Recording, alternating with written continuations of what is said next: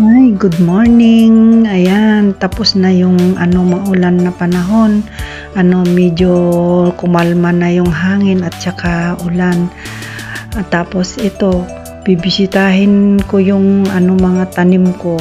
Naku, naglaylay na guys ang ating kamyas. Ayan, nagkandalaglag na yung mga bunga sa puno. Pero dito sa mga sanga, as in marami pa. Tapos, bumagsak na dahil sa sobrang hangin kagabi. Ayan sila, oh. Tapos ngayon, mamimitas tayo para may gagawin tayo.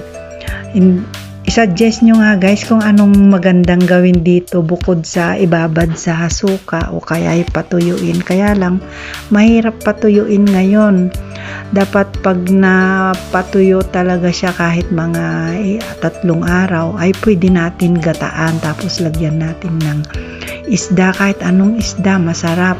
Sa bagay, kahit fresh naman yan, masarap din yan na ilagay sa isda, lalo na sa tilapia. Tapos may gata na may kamyas, talagang masarap.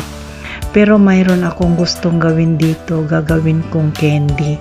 Abangan nyo lang guys, kasi i-upload ko rin yan guys kapag nagawa ko na yung gagawin ko siyang parang candy. O kaya i-preserve ko yung iba kasi sobrang dami. Napuno yung isa kong lalagyan. Hindi ko muna pinitas lahat dahil nakakapanghinayang. Ayan, ito na.